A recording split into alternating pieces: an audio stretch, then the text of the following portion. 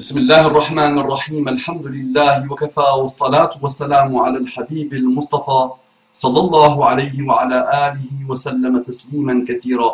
إن الله وملائكته يصلون على النبي يا أيها الذين آمنوا صلوا عليه وسلموا تسليما.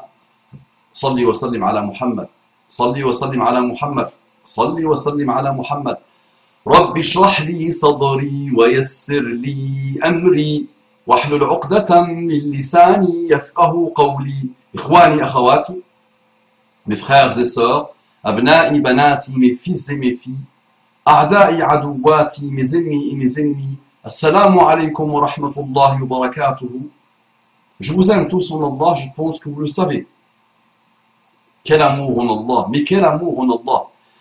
Mes frères et sœurs en humanité, ceux qui n'ont pas encore eu l'honneur et le bonheur de connaître et de rencontrer et d'ouvrir leur cœur à l'islam, déployez-vous sincèrement, qu'Allah vous accorde les délices infinies de la guidée islamique. J'ai beaucoup d'affection et d'amour pour vous. Ne l'oubliez jamais, s'il vous plaît. On entre directement dans le vif du sujet, sachant que nous avons déjà approfondi et apprivoisé le sujet et fait le tour du sujet. Allah subhanahu wa ta'ala nous recommande de répéter minimum 17 fois par jour lors de nos prières obligatoires Al-Fatiha, Surat Al-Fatiha.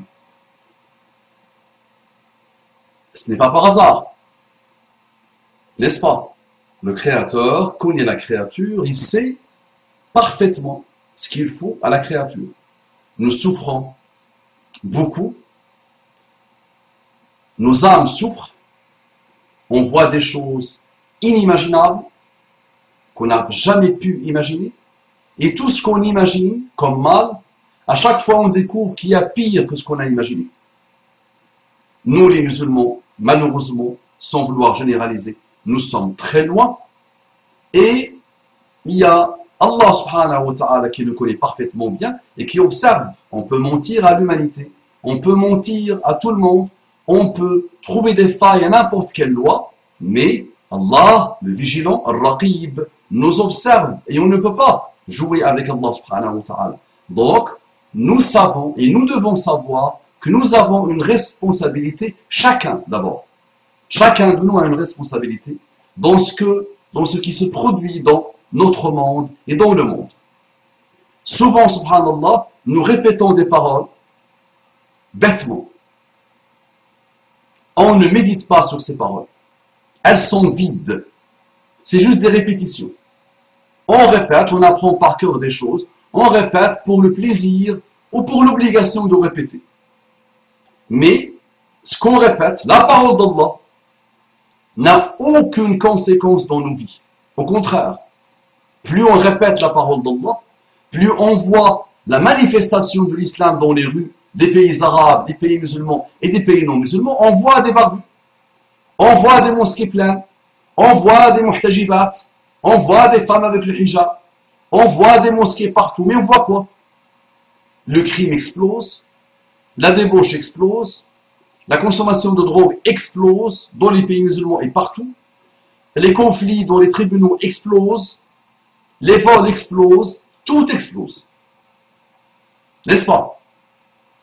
Donc, on doit revenir vers le Coran ou le Sunna, puisqu'on s'est égaré à l'infini, et à tous les niveaux. Et dans notre histoire, nous nous sommes égarés. Et des musulmans se sont beaucoup égarés. Maintenant, le prophète sallallahu alayhi wa sallam nous garantit le non-égarement. Lan tadillu ba'di abada. Vous ne connaîtrez jamais l'égarement tant que vous êtes accroché à le Coran et à la Sunna. La parole d'Allah et la Sunna du prophète Muhammad sallallahu alayhi wa sallam, qui a vécu le Coran et qui était un Coran ambulant et qui avait comme comportement le Coran. Donc, dans le Fatiha, Allah nous demande minimum 17 fois par jour de répéter la parole suivante, de méditer sur la parole suivante, d'intégrer cette parole dans nos vies, dans nos comportements, dans nos relations, quelles qu'elles soient. Le chemin, donc guide-nous dans le droit chemin, le chemin de ceux que tu as comblés de faveurs. Est-ce que tu as été comblé par les faveurs d'Allah ou pas? Ou où tu répètes une parole que tu rends, finalement, que tu ne pratiques pas, que tu ne vis pas. Donc finalement, tu répètes une parole avec une malhonnêteté étonnante. Tu dis à Allah subhanahu wa ta'ala, guide-nous dans le droit chemin, le chemin de ceux que tu as comblés de faveur, alors que tu es loin de ce chemin, alors que tu es en recherche active de t'éloigner de ce chemin, alors que dans tout ce que tu fais, tu t'éloignes de plus en plus de ce chemin, et tu t'es jamais remis en cause. Subhanallah. Donc, tu dis à Allah, le chemin de ceux que tu as comblés de faveur. Masha'Allah. Masha'Allah. Médite s'il te plaît. Et non pas de ceux qui ont encouru ta colère. Tu t'adresses à Allah subhanahu wa ta'ala. Et on t'a appris. Et tu as répété que ceux qui ont encouru la colère d'Allah sont qui? Sont les juifs. Et les égarés sont les chrétiens. Tu t'es dit, c'est parfait celle-là, elle me plaît bien. La colère, c'est eux, elle tombe sur les juifs. L'égarement, c'est les chrétiens. Moi, tranquille, moi, pas de problème. Alors que peut-être, il y a tous les jours, tu cherches avec impatience que la colère d'Allah te frappe. Maintenant, médite s'il te plaît. Et tu es un égaré dans beaucoup de choses que tu fais, ou dans peut-être la totalité des choses que tu fais, tu es la définition même de l'égarement. Tu es la définition même de celui qui s'attire tous les jours la colère d'Allah. Médite-toi. Médite s'il te plaît. Remets-toi en cause. Médite-toi, ça se dit pas. Médite, point. Remets-toi en cause s'il te plaît. اهدنا الصراط المستقيم صراط الذين أنعمت عليهم غير المغضوب عليهم ولا الضالين.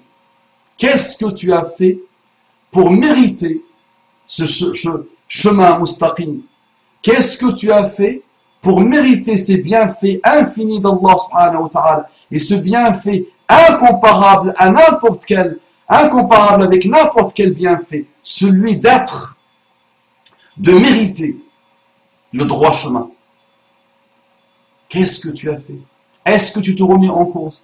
Est-ce qu'à chaque fois que tu as répété cette parole, qui n'est pas là par hasard, est-ce que tu as vu un atome de Sirat al-Mustaqim se rajouter, s'opérer, s'installer? Est-ce que, à chaque fois que tu répètes cette parole, est-ce que tu t'approches de ce Sirat al-Mustaqim ou pas? Remets-toi en cause. Médite maintenant. Change ta manière de voir ces versets. Ils sont obligatoires. C'est-à-dire qu'ils vont t'accompagner toute ta vie. Tu les as répétés peut-être des centaines de milliers de fois. Mais est-ce que tu vois une résultante? Est-ce que tu vois une conséquence? Est-ce que tu vois une trace, même atomique, ne serait-ce qu'atomique, dans ton comportement? Ou à chaque fois tu finis ta prière, à chaque fois tu répètes la Fatiha, mais il n'y a rien. Tu es de pire en pire. Les gens, plus ils vieillissent, plus ils s'apaisent, plus ils se remettent en cause, plus ils comprennent finalement que ce bas monde n'est qu'une illusion. Mais il est aussi une belle occasion de réussir, de semer, de récolter, de planter les œuvres, les actions.